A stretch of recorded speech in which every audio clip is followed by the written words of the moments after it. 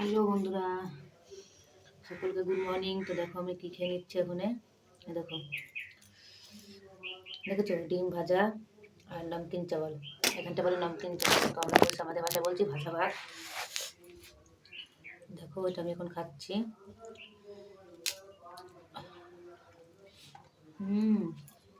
লবণ একটু কমে গেছে, খুব সুন্দর লাগছে খেতে। লবণটা শেষ হয়ে গেছে, বেশি নেই, আনতে হবে। তো কে কে খেতে চান ভাজা ভাত ডিম ভাজা, সে অবশ্যই চলে আসবেন। ডিমটা ভালো লাগছে না খেতে।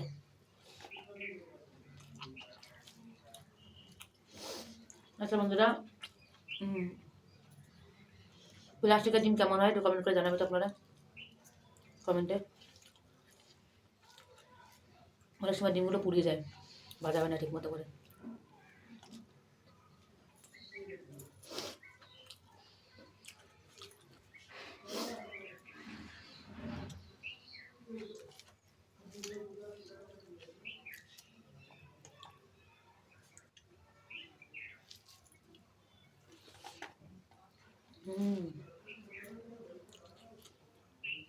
আসলে কালকে রান্না করেছিলাম ওলের তরকারি খয়রা মাছ দিয়ে।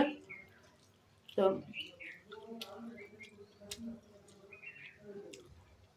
দুপুরবেলা রান্না করেছিলাম 2টোর সময়। তো দুপুরে খাবে, খেয়ে নেবে একবার, আর রাত্রে একবার খাবে। তো ভাতটা বেশি নিয়েছিলাম, মানে চালটা বেশি নিয়েছিলাম। তো তখনটা ফুচকা নিয়ে এসছে, তো ফুচকা খাওয়ার পরে খাওয়াই হয়নি। তো ভাত রাত্রেবেলা খেয়েছে সকলে, আর অনেক ভাত থেকে গেছিলো।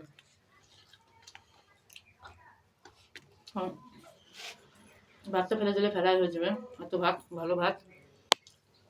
ভাজা করলাম, তো ভাত ভাজা করলে সকলে ভালো খায়, খাওয়া হয়ে যাবে।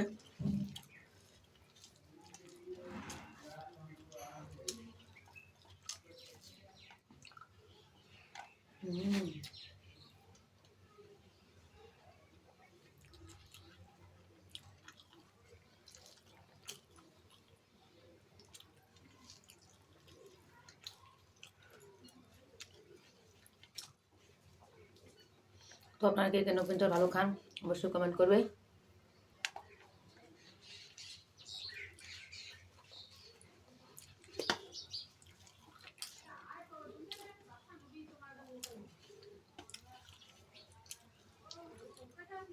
আর আজকে আমাদের এখানে খুবই ঠান্ডা পড়েছে, একটু রোদ নেই, পুরো বাইরে মেঘলা, পুরো মেঘলা বাইরে।